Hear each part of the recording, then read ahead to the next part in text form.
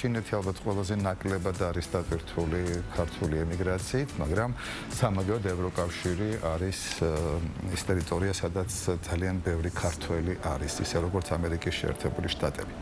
ბუნებრივად თითქმის ნახევარი საქართველოა წასული ჩვენი ქვეყნის ფარგლებს გარეთ, სხვადასხვა მიზეზით, ზოგი სწავლობს, ზოგი მუშაობს, ზოგს უჭირს და ამიტომ ზოგს უხდენს და იმიტომ, მაგრამ ფაქტია, რომ ძალიან ბევრი ადამიანი, რომელიც აპირებს წასვლას, ყოველთვის არ არის ხოლმე კარგად გარკვეული იმაში, თუ რა ელოდება იქ, აი მაგალითად ჩემი ძალიან ბევრი მაცნობი, მეზობელი წავიდა, მაგრამ მე აღმოჩნდა, რომ თურმე სხვა რა მეგონა და რაც თავარია მოლოდინები არსებობს ხოლმე გოგა ნამდვილად რომ მაგრამ რა არის რა მოლოდინი ერთი ეკონომიკური, მაგრამ ძალიან ბევრ სწორედ იურიდიულს წინააღმდეგობებს წააწყდა და იმიტომ რომ ამის ცოდნა არის ძალიან მნიშვნელოვანი. დღეს ჩვენ სწორედ ამ თემაზე გვინდა რომ ვისაუბროთ ჩვენს სტუმართან ერთად, თუ იმასთან დაკავშირებით, თუ რა სირთულეებს შეიძლება აწყდებოდეს ადამიანი, რომელიც მიდის ემიგრაციაში და რა უნდა გაითვალისწინოს მან. ჩვენი სტუმარია დღეს მიგრაციის და თავშესაფრის სამართლის ცენტრის დამფუძნებელი,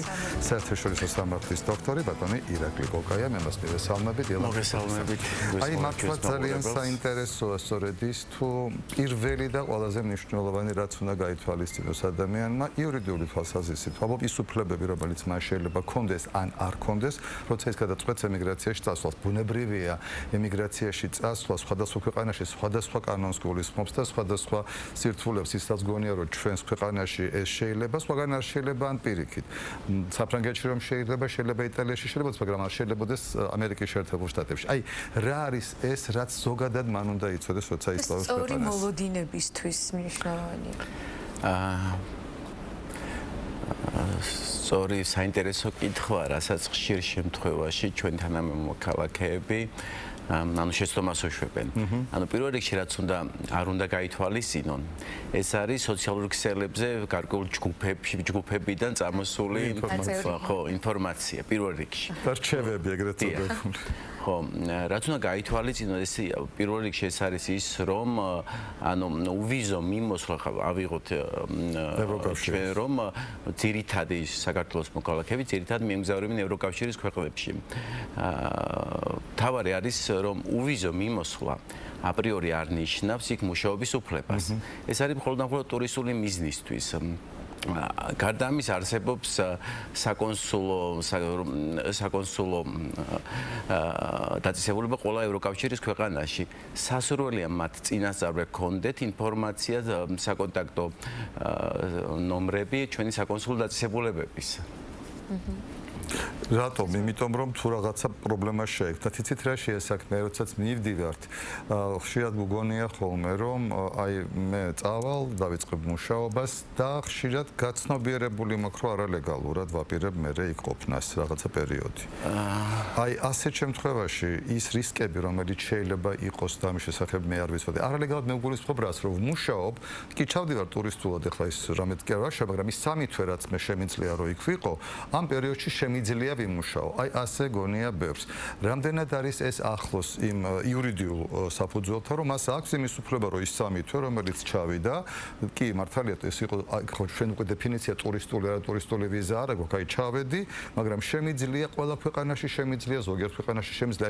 აქ ამის უფლება, რომ ის 3 თვე იმუშაოს. სწორედ ეს აღვნიშნე დასაწყისში, რომ ჩასვლა ევროკავშირში, ანუ უვიზო რეჟიმი არ ნიშნავს მუშაობის უფლებას. ხო, მაგრამ ხო მუშაობს ვიღაც არალეგალურად. ეს არალეგალ, მაგალითად მინდა რომ სხვა საკითხი მიგრაციაში, ეს არის შრომითი მიგრაცია, არალეგალური შრომითი მიგრაცია, რომელიც არის დაკავშირებული ბევრ საფრთხესთან. ერთ-ერთი ყველაზე ესეთი საფრთხე შეიძლება იყოს ეს ადამიანი შეიძლება გახდეს ტრაფიკინგის მსხვერპლი. ხო, ასევე ის არის დაუცველი. ის არის დაუცველი, ის იღებს დაბალ ანაზღაურებას. ის შეიძლება გახდეს მოტყუების მსხვერპლი დამსაქმებლის მხრიდან. მას არ აქვს დაზღვევა და ყველაზე ანუ ესეთი შეიძლება გახდეს ძალიან მარტივად 3 თვემდე ვადაშიც კი დეპორტაციის დაექვემდებარებს დეპორტაციას და უკვე მას ჩაეკეტოს ანუ 5 წელი ის იყოს ასე ეძახიან blacklist-ი, ანუ შავისი ან 5 წელი დაიგრძელოს იმ ქვეყანაში შესვლა. იმ ქვეყანაში, ანუ ევროკავშირის შენგენის ქვეყანაში ამ შემთხვევაში. აი კონკრეტულად პრობლემებზე რომ ვისაუბროთ, აი რა შეიძლება ну გარდა იმისა, რაც ვახსენეთ, კიდევ რა შეიძლება რომ წააწყდეს ადამიანი, რომელიც გადაწყვეტს, რომ წავიდეს ქვეყნიდან გარკვეული მიზნებით. ანუ ეს არ არის მხოლოდ სამუშაო პროცესზე აქ საუბარი, ანუ ნებისმიერი მიზეზით, ანუ მუშაობას რომ თავი დავალებოთ. მესმის ანუ ასე ვთქვათ მიგრაცია ანუ ადამიანების გადაადგილება ეს დღევანდელი გლობალური საკითხი ეს არ ახალია დღეს უკვე პრობლემა შეიძლება იყოს სხვადასხვა ანუ საკითხი პირველ რიგში მიგრაცია ანუ წასვლა სხვა ქვეყანაში უნდა იყოს გააზრებული ანუ რისთვის მიდიხარ შენ გააზრებული არსებობს რამოდენიმე სახე ამ მიგრაციის ეს შეიძლება იყოს განათლების მიღების მიზნით ტურისტულად ოჯახის გაერთიანების მიზნით წასვლა და ნუ ემიგრაციაში წასვლა ნუ საცხოვრებლად გადასვლა ხო სანამ ადამიანი ამ გადაწყვეტილებას მიიღებს მან ეს კარგად უნდა გაიაზროს იმიტომ რომ მიგრაციასთან არის დაკავშირებული ძალიან ბევრი სირთულეებიც ხო ეს არ არის სათითაოდ ნებისმიერი ყველა მიმართულებით რომ განვიხილოთ ალბათ ყველასთვის საინტერესოა საგანმანათლებლო მიმართულებით ნუ ახალგაზრდები ხშირ შემთხვევაში მიმართავენ ანუ განათლების უკეთესი ხარისხისთვის მიემგზავრებიან ანუ ევროკავშირის ან ჩრდილოეთ ამერიკის ქვეყნებში ხო ეს სახელმწიფოსთვის ძალიან მომგებიანია ეს ანუ თუ ეს ცირკულარულ სახეს მიიღებს განათლებას ის ახალგაზრდა ბრუნდება უკან და თავის ცოდნას უახმარს უკვე თავის ქვეყანას რა შეიძლება გაითვალისწინოს ამ შემთხვევაში ახალგაზრდამ წასვლის წინ ამ შემთხვევაში საქართველოს მოქალაქეებს ნაკლები პრობლემა აქვთ. ნაკლებ სირთულეებს აწყდებიან, იმიტომ რომ ეს მათ კარგად აქვთ გააზრებული თავიანთი ფინანსური კუთხითაც, რამდენად ისინი შეძლებენ მისი ოჯახი ფინანსურ მხარდაჭერას ახალგაზრდის ასევე კარგად იციან უკვე იმ უნივერსიტეტში სადაც მიდიან მათი მოთხოვნები იმ ქვეყნის და ასე შემდეგ პირდაპირ კომუნიკაცია და პირდაპირ კომუნიკაცია ან საქართველოში არსებობს რაღაც კომპანიები რომელიც ეხმარებიან ამ ახალგაზრდებს რომ ნუ უცხოეთში ეს არ არის აუცილებელი იყოს მხოლოდ ევროკავშირის ან ამერიკის ანუ სხვა ქვეყნებში ანუ ჩვენ ბევრი ახალგაზრდა გვყავს რომელიც ღებულობს ახლო აღმოსავლეთშიც განათლებას ირანშიც თურქეთშიც რა თქმა უნდა ტაილანდშიც იაპონიაშიც გვყავს ჩვენ რამოდენიმე შემთხვევა როდესაც მიიღეს განათლება ჩინეთშიც ხო მაგრამ ამ შემთხვევაში ჩვენი ახალგაზრდები უფრო დაცულნი არიან უფრო გააზრებული აქვს და ეს რისკები მინიმუმამდეა დასული სხვა შემთხვევა როდესაც ისინი უკან არ ბრუნდებიან მაგრამ უკან არ ბრუნდებიან და უკვე ზოგს შესაძლებელია რომ გარკვეული წლების შემდგომ, იმიტომ რომ ჩემს მეგობრებსაც გაუკეთებიათ ეს, შემდეგ უკვე მოიპოვებენ შესაბამის სამუშაო უფლებას, ნუ ყველა ქვეყანაში სხვადასხვა არის რა თქმა უნდა და ამ უფლებით უკვე კი რჩებიან და აგრძელებენ მუშაობას. ვიცით რა მე მინდა მაინც შესაძლებელია ეს რა დაუბრუნდე იურიდიულ საკითხებს, მაგალითად თქვენ ახსენეთ ტრაფიკინგი, ეს სიტყვა რომელიც აგულისხმობს მაინც და მაინც თქვა ქალებზე ძალადობას ან ასე შემდგომ ესე ესმით ხოლმე ხშირ შემთხვევაში მაყურებელს და ზოგ ადამიანს. აი როდესაც ჩვენ საუბრობთ ტრაფიკინგზე, მე იურიდიული საკითხი მინდა რომ უფრო ჩავშალო და ანუ რომ არ გავხდეთ მსხვერპლი პირველ ყოვლისა რა უნდა გავაკეთოთ დამსაქმებელი ვთქვათ ჩავდივარ არალეგალად მას საქმებს მინდა რომ ვიმუშაო მას უნდა მივცე ეს ჩემი დოკუმენტი, ეს ჩემი პასპორტი, რომელიც მის ხელში უნდა აღმოჩნდეს და თუ იმ შემთხვევაში აღმოჩნდა, რომ მე გარკვეულწილად მაქვს გარკვეული პრობლემები აქ და მაინც ვის უნდა მივმართო პოლიციას, საკონსულოს, აი რა ნაბიჯები უნდა გადავდგა, როდესაც შეიძლება უცებ აღმოჩნდე ამ ტრაფიკინგის, ანუ იძულებითი შრომის, ასე ვთქვათ, მსხვერპლი. რაც არ უნდა გააკეთოს არავინ ის არის რომ თავის დოკუმენტების აიდენტიკანო პირად პასპორტი ამ შემთხვევაში მიცეს სხვა ადამიანს. ეს არის ყველაზე დიდი შეცდომა, რომელიც არის უკვე თითქმის შეიძლება ვთქვა წინაპირობა გახდე ტრაფიკინგის მსხვერპლი. ხოლო რა შეიძლება რა უნდა გააკეთოს, ეს არის პირველივე შესაძლებლობაზე დაუკავშირდეს ან პოლიციას, რა თქმა უნდა და ჩვენს წარმომადგენლობას იმ ქვეყანაში, ან იმ მეზობელ ქვეყანაში, სადაც იფარება ის ქვეყანა. ამიტომ არის რომ ყველა საქართველოს მოქალაქეს, რომელიც მაინც მიემგზავრება უცხოეთში, ეს არის ვიცი ჩვენ რომ ამერიკის შეერთებულ შტატებში, ჩრდილოეთ ამერიკაში ძალიან დიდი რაოდენობა მექსიკის გავლით არალეგალურად შევიდა, ხო? ეს არის აუცილებელი იმისათვის, რომ ჩვენი წარმომადგენლობის საკონტაქტო ინფორმაცია კონდეს ნებისმიერ საქართველოს მოქალაქეს.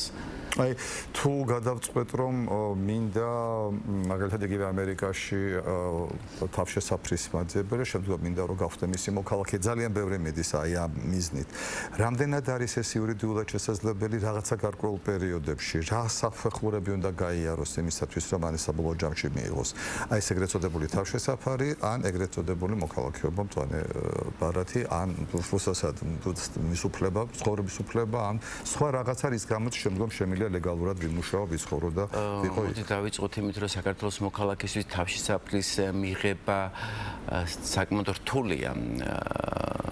განსაკუთრებით შენგენის ევროკავშირის ქვეყნებში, რადგან ევროკავშირის ქვეყნებს საქართველოს გამოც შეყვანილი ყავთ უსაფრთხო ქვეყნების რიგში. შესაბამისად, მათი საკითხის განხილვა ხდება დაჩქარებული წესით.